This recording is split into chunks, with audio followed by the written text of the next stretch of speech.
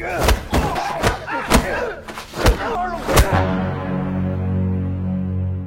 Brovers, kali ini kita bawain alur cerita lagi nih. Yang kangen sama Cliponex bawain alur cerita lagi nih, kita bawain alur cerita lagi. Pernah gak sih lo kebayang ada abang-abang GoFood nih, ya kan, ojol. Ternyata dia jago banget berantem dan punya skill bela diri yang mantep banget. Saking jagonya dia akhirnya direkrut jadi intel cuy. Kacau banget nih film, random banget tapi actionnya bagus banget. Disutradarai oleh Kim Jo Hwan, spesialis bela diri. Doi memang sutradaranya karena Doi yang bikin Bloodhound, The Divine Fury, sampai sekelas Midnight Runners dia juga yang buat gitu ya. Jadi menurut gua ini cukup menjanjikan karena memang keren banget gitu ya, sutradaranya emang udah terbiasa bikin film action. Judul film yang akan kita bawakan adalah Officer Black Belt yang baru banget tayang tahun 2024. Hikuzo, welcome back to Cliponex.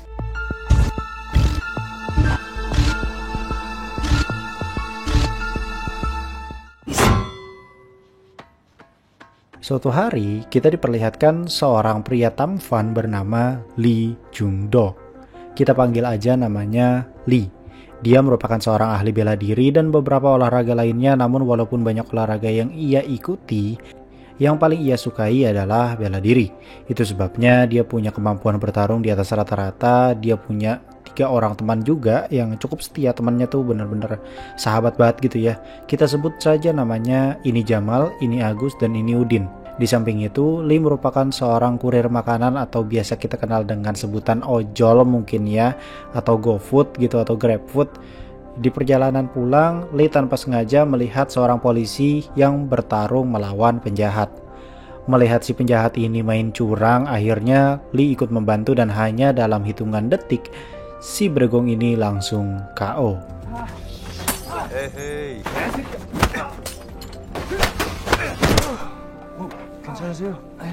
Keesokannya, Lee mendapat penghargaan berkat aksinya semalam. Lalu diajak berdiskusi tuh oleh salah satu karakter bernama Kim Sun Min yang merupakan anggota kepolisian. Pak Kim ini menjelaskan kalau tahanan tersebut adalah pelaku atau tersangka dari 5.000 tersangka dalam kasus seperti kekerasan, pemerkosaan, hingga pembunuhan. Banyak dari mereka tuh yang akhirnya mengulangi kesalahan mereka atau malah bikin onar lagi.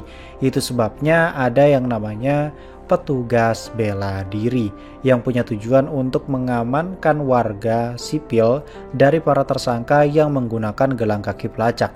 Jika terjadi sesuatu, petugas bela diri ini langsung datang ke lokasi.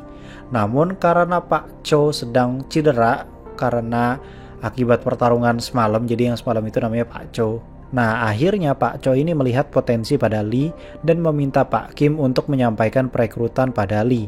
Karena Lee sangat mencukupi bahkan melewati standar menjadi sosok petugas bela diri, akhirnya Lee berusaha untuk curhat dulu nih sama teman-temannya, Udin, Jamal, Agus, dan ayahnya. Setelah mereka semua ini akhirnya mendukung, baru deh singkat cerita Lee datang lagi nih ke kantor polisi buat menyetujui permintaan dari Pak Cho dan Pak Kim. Hari itu dia langsung ditugaskan sebagai petugas bela diri di mana tugasnya memantau para tersangka jika baterai habis atau keluar jangkauan. Lee di sini wajib memberi peringatan kalau misalkan 2 hal tersebut terjadi. Jika peringatan tersebut dihiraukan, baru hajar bleh. Singkat cerita, setelah menunggu lama, ada salah satu tersangka yang dablek bernama Yang Ho. Lee pun ditugaskan bersama Pak Kim ke lokasi. Sesampainya di sana ternyata benar, Yang Ho sedang ingin ngepray cuy dengan anak di bawah umur. Gelo ini suram gitu ya nih, orang udah habis di penjara malah ngelakuin lagi. Tanpa pikir panjang, Pak Kim dan Lee langsung bertindak di tempat.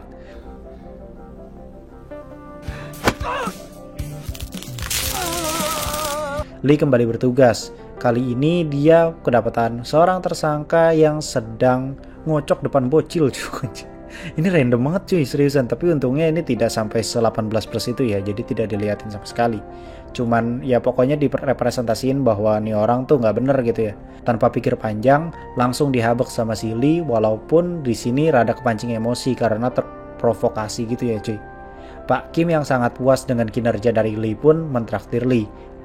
Namun di sini Lee ngajak Udin, Jamal, dan Agus. Di traktiran itu, Pak Kim akhirnya cerita kalau dia sempat kecelakaan di umur 10 tahun. Kemudian diselamatin sama polisi. Itu sebabnya ia ingin sekali jadi polisi. Tak lama berselang, pihak kepolisian mendeteksi adanya 2 tersangka yang dalam masalah karena baterainya habis. Udah mah baterainya habis, terakhir terlihat itu tidak berada di rumahnya atau berkeliaran pula gitu ya. Plus, orang tersebut nggak bisa dihubungin. Kebetulan Pak Kim dan Lee berada di dekat salah satu tersangka. Langsunglah mereka gasken dibantu mobil si Agus. Sesampainya di sana, mereka dapat problem kalau tersangka melepas gelang kakinya. Agus pun di sini inisiatif pakai drone buat nemuin si tersangka. Sampailah si Lee ini ketemu tersangka yang ternyata emosi akibat dibully terus. Lee sempat ngelawan, tapi nyatanya tersangka tersebut memang sedang depresi hebat dan ingin bunuh diri. Untungnya Pak Kim membantu Lee untuk menenangkan tersangka tersebut. Anjir, ini scene keren banget sih, asli.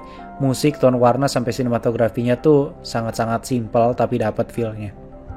Keesokannya di kantor polisi ada masalah soal tersangka cabul anak di bawah umur bernama Kang Ki-jung, atau kita panggil namanya Ki-jung. Nah, si Ki-jung ini bakalan menjadi tersangka dalam pengawasan yang tentunya cukup membebani karena doi ini napi kelas atas cuy. Di sisi lain, Lee datang ke salon langganannya yang tanpa sengaja ia berpapasan dengan pria misterius. Lee pun mau cukur rambut dan buru-buru memantau pria tersebut.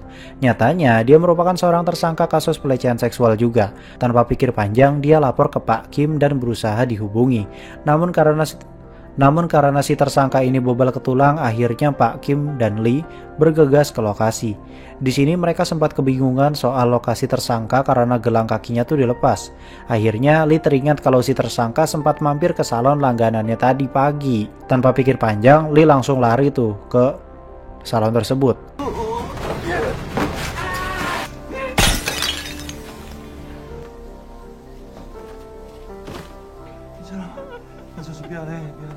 Keesokannya, Pak Kim ini mengambil alih pengawasan pada Kang Ki-jung, salah satu tersangka papan atas yang sangat-sangat berbahaya dalam melecehkan anak di bawah umur.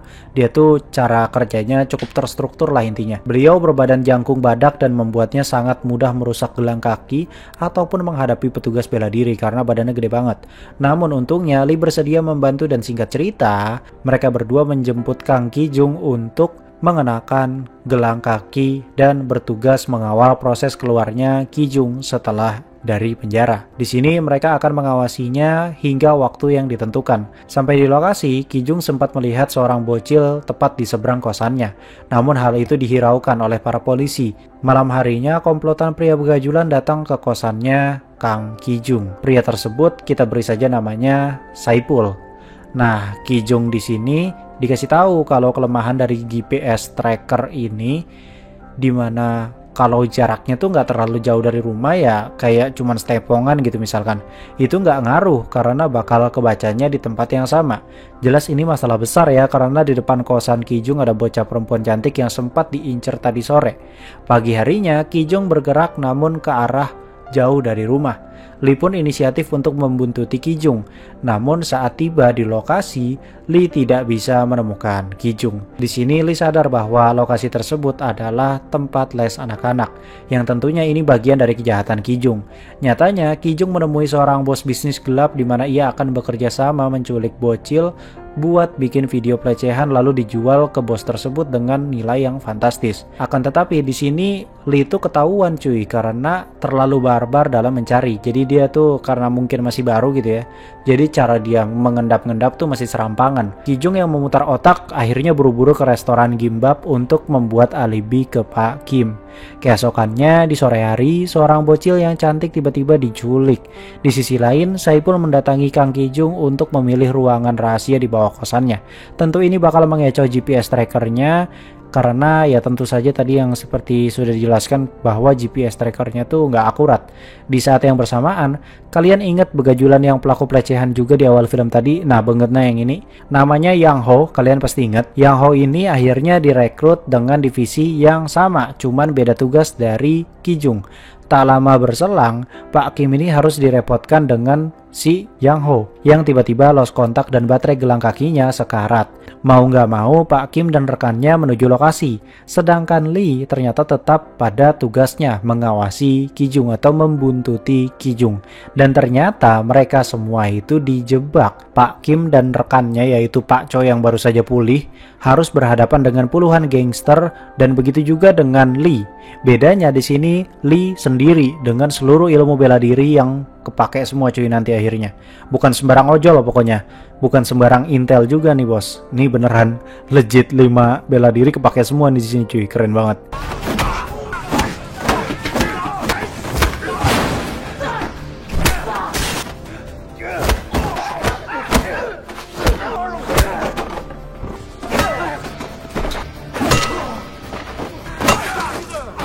Di sisi lain, Pak Kim dan rekannya dihajar habis-habisan hingga tak sadarkan diri. Lee yang bebas dari jebakan langsung ke kosan Ki-jung dan menyadari lantai ke arah basement kosan tuh basah. Akhirnya dia ke basement kosan buat memeriksa. Ternyata bener, mereka sedang melakukan aksi bejatnya di basement sambil direkam gitu. Lee meminta tetangga tuh telepon polisi. Sisanya dia yang urus dengan menghajar keduanya sekaligus. Dengan kondisi sudah ditusuk pisau cuy ternyata di sini.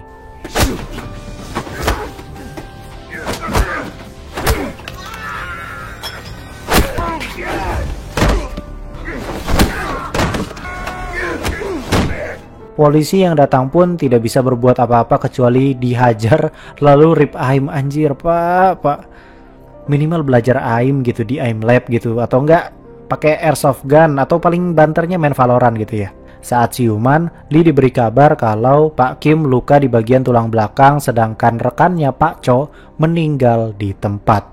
Lee sangat terpukul atas kegagalan ini dan saat sudah mendekati pemulihan, Lee mendapat bingkisan dan surat dari seorang bocil yang ia selamatkan kemarin malam. Jelas ini membuat Lee makin on fire lagi dalam memburu Ki-jung. Ia pun akhirnya bekerja sama dengan Udin, Jamal, dan Agus untuk melakukan rencana gila ini.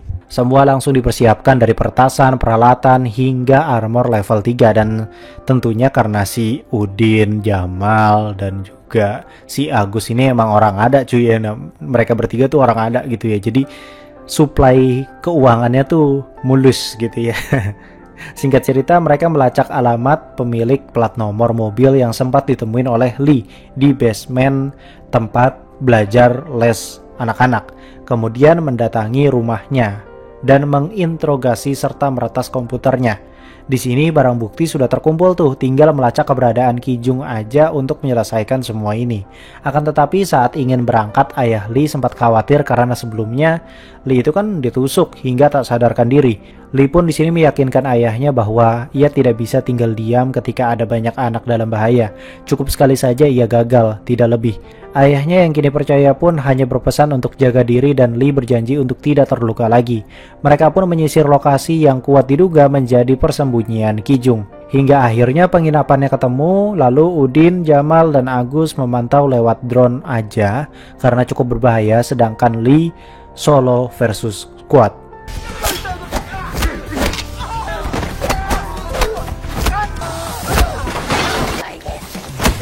Setelah beres, Agus memberitahu lokasi Ki-jung melalui drone hingga akhirnya Lee dan Ki-jung face to face buat bertarung. Terjadilah pertarungan yang cukup realistis di sini karena memang si Ki-jung ini walaupun gak punya ilmu bela diri karena kan dia badannya gede ya, jadi imba banget.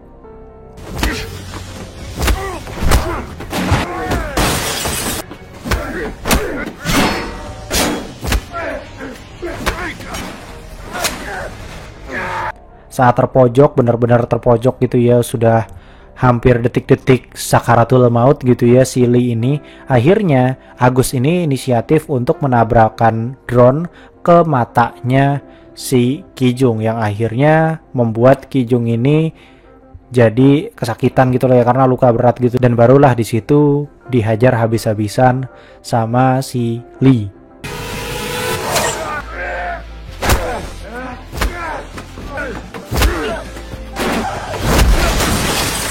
Setelah Ki Jung berhasil ditahan, polisi baru datang. Singkat cerita, Agus, Jamal, Udin, dan juga Lee mendapat penghargaan dari presiden. Namun hal itu tidak sebanding dengan penghargaan yang diberikan oleh Minju, seorang anak yang sebelumnya jadi korban dan diselamatkan oleh Lee. Jelas di sini mantep banget, emosionalnya berasa lega gitu ya. Sosok yang awalnya jadi ojol makanan doang gitu bisa menjadi seseorang dengan empati tinggi, melayani masyarakat sepenuh hati dengan memanfaatkan bakatnya dalam menguasai 5 ilmu bela diri. Mantep ini. Emang kalau soal berantem-berantem dan juga fight scene yang benar-benar fight scene dengan ilmu bela diri, Kim Jo Hwan ini memang sudah tidak perlu ditanya lagi kemampuan dalam menyutradarainya ya, karena memang keren banget sih jujur. Walaupun di satu sisi memang ada sedikit kekurangan di film ini, dimana film ini terkesan kayak sedikit terburu-buru ketika menjelang akhir gitu ya, kayak benar-benar diburu-buruin banget, dicepetin banget gitu ya endingnya jadi seperti itu. Tapi menurut gue udah cukup klimaks dan bagus gitu ya. Next, kalau kalian misalkan ada rekomendasi mau dibawakan alur cerita film lainnya, silahkan komentar aja di video ini, nanti siapa tahu gue buatin. Mungkin segitu dulu, gue Clip Next pamit undur diri, and I'll come see you next time.